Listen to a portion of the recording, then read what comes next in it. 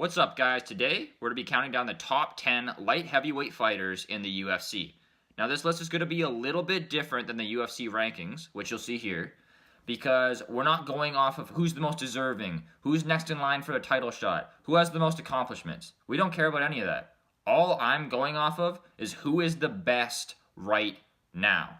So, if this video hits 10 likes, then I'm going to make another one. You guys get to pick what division you'd like, so comment down below what division you'd like me to do next. And without further ado, let's find out who are the top 10 light heavyweight fighters in the UFC. Number 10, Ilir the Sledgehammer Latifi. Number 10, Ilir Latifi. 5'8", record of 14 wins, 6 losses, 1 no contest. He submitted Ovin St. Preux, OSP, and his last fight was a loss to Corey Overtime Anderson. He hits like a frickin' truck. This guy hits very hard. He's a very good wrestler. He's competed at high level on the national level in Sweden. Daniel Cormier, an Olympic wrestler, has said this is one of the strongest wrestlers that he's ever faced. And his only real issue is that he relies on that power. So if he can't land the power shot, because Ilir loves to get that knockout, then he's relying on getting the takedown. If he can't get the takedown, he's in trouble because he's such a low-volume guy and he struggles to win decisions. So, number 10, Ilir Latifi.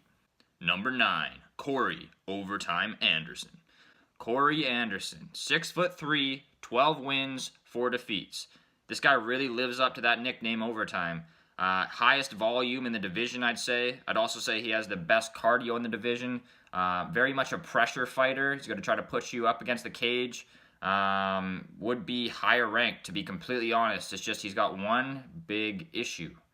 He has no durability. Very, very chinny. He's gotten knocked out a bunch of times. Ovin St. Preux, OSP's knocked him out before. His last fight, he won a unanimous decision to Ilir Latifi, and that was literally just a case of not getting caught with that knockout blow. So when he doesn't get hit hard, he's good, but when he gets hit hard, he's out. So number 9. Corey Anderson. Number 8, Jan Blachowicz. Jan Blachowicz, 6'2", 23 wins, 8 defeats. This guy's a very technical striker. He's got a great jab, arguably the best jab in the division, an absolute freaking laser beam of a jab. Very high IQ. He mixes in his takedowns extremely well with his striking. You never really know what's going to happen with this guy, but you do not want him on top of you. Got great control on the ground. He also has a good guard game off his back. Just a very well-rounded fighter. He's coming off of a loss to Thiago Santos, but before that, he beat Jimmy Manuwa as well as Nikita Krylov. Number 7, Thiago Marreta Santos.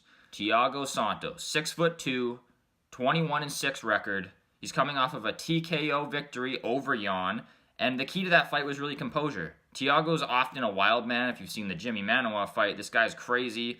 And takes a lot of damage that he doesn't really need to take. So we got to see him fight with composure, and paid off because he didn't outclass Jan. Was very competitive early. Later on, he took over, which was the exact opposite of what we all thought. Given that, Thiago Santos is known to gas out because he's so freaking explosive.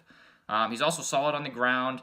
2 big flaws of him, which he seems to have somewhat overcome, is that endurance. The other one is durability. If you guys have seen him, the fight with David Branch, he got hit with a shot that wasn't very hard, a shot that he rolled with, and it still knocked him out. So durability, definitely a problem, most likely due to all those wars that Marreta has been in, but he's number 7 on my list.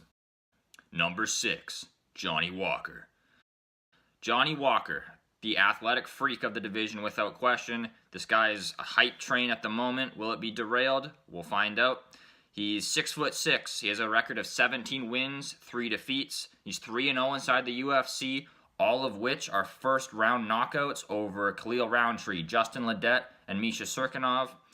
He has a Thai background. He's very much into getting that plum clinch, looking for knees, looking for elbows, and once he's got you in it, nobody's escaped it that I've seen. His one problem with that is he gets very comfortable. If you've seen the Khalil Roundtree fight, once he has that high clinch, he's not letting go, even if he's getting hit hard, so that could be his demise. We'll have to see. He's a very feint-heavy guy, throws all kinds of crazy feints, try to get you guessing, and then, as we saw against Serkinov's like, what is going on? And then, out of nowhere, flying knee, fight's over. He's a decent wrestler. That's mainly due to the fact that he relies completely on his athleticism. He's not super technical in wrestling. His ground game isn't the best. Hasn't been exposed in the UFC yet. We'll see if that happens. Johnny Walker, number 6. Number 5, Alexander Rakic. Alexander Rakic, 6'4", an absolutely amazing striker. This guy's been very underrated as of late. He has a Muay Thai kickboxing background. He has very good ground and pound, as we saw against Justin Ledet. If you guys haven't seen that fight, if you want to watch a massacre, go watch it.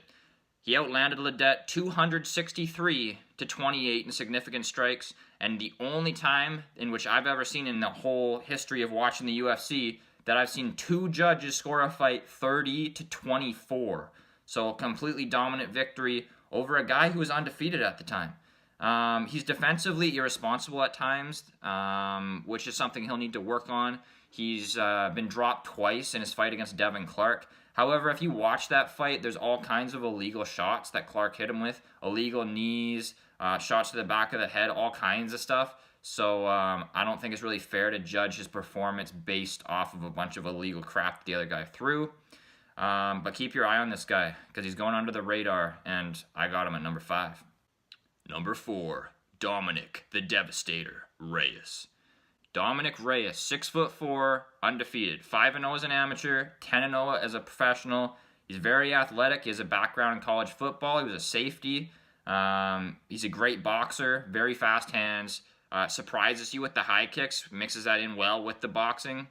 Very well-rounded. What kind of puts him above guys, for example, like Rakic, like Johnny Walker, is his ground game. He's very, very good on the ground, just a well-rounded fighter, and he's number 4 on my list. Number 3, Alexander the Mauler Gustafsson. Alexander Gustafsson, this guy only loses to the best. He's 6'5", record of 18 wins, 5 losses, but those losses have only come to John Jones twice, Daniel Cormier, Anthony Rumble Johnson, and Phil Davis. All these guys, super, super elite. He's never lost to anybody that's anything but the best of the best. He's a great boxer. He has solid takedown defense, which I've noticed has gotten better over the years. His one flaw is still that ground game. We see in the most recent John Jones fight, he got passed like butter, flying through his guard, and it just didn't look good. Don't know if he was hurt or what was going on there, but it was a very poor performance by Gustafsson on the ground, and eventually was his demise in that fight. Gustafsson does, however, have very good cardio and great heart. If you watch either of the Jones, well, especially the first Jones fight, but also the Daniel Cormier fight, shows great heart, never stops, never is out of the fight, but seems to struggle with those top level competition. So he's number 3 on my list. Number 2, Daniel D.C. Cormier. Daniel Cormier, 5'11", record of 22 wins, 1 loss, 1 no contest. And guys, whether you see DC meaning double champ or double cheeseburger, you got to respect this guy. Former Olympic wrestler, uses it extremely well in MMA. Lots of great wrestling setups, trips. We've seen his throws. Just a great wrestler overall. He's great in the clinch. He's a very good dirty boxer. We see that in former fights against guys like Frank Mir, current fights against guys like Stipe Miocic. He's very strong, as we see him throwing like Dan Henderson, Alexander Gustafsson, and Josh Barnett. He's throwing these guys around like sacks of potatoes. They're flying all over the freaking place. He has a very high fight IQ. He always follows a game plan. We saw the Derek Lewis fight. He took him down, didn't want to stand with Derek Lewis, rightfully so. Takes no damage, wins that fight. AKA, his camp is always very good at game planning, and Cormier is great at following a game plan. I feel he's an underrated striker. If you guys have seen the Gustafsson fight, that was primarily a kickboxing match, and Cormier won the fight, so that says something. Number 1, John Bones Jones. John Jones is 6'4". He has a record of 24 wins, 1 loss, 1 no contest. He has a Greco-Roman wrestling background. He out-wrestled Daniel Cormier, which is unbelievable to me.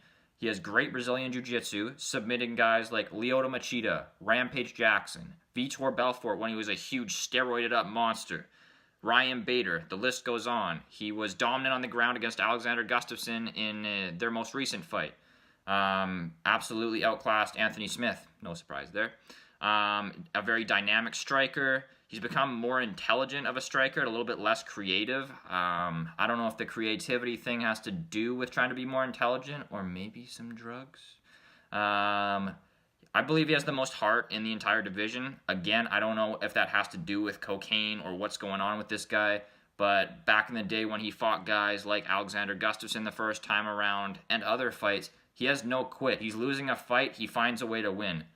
Just an unbelievable mindset. I don't know if that's still the case. Somewhat so, I would believe, but don't know how much the performance-enhancing drugs in which he's taken in the past affect that, and that's obviously the big downfall with John Jones. So, yeah, as I was saying, basically he's lacking ever since USADA kind of came into his life. But even with all that, I think you have to admit he is the best at the light heavyweight division.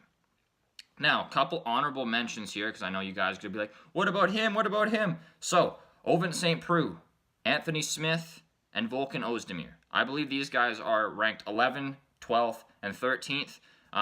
That's in no particular order. You can order them however you want. I'm sure some of you guys will think those guys are in the top 10. I don't personally think so.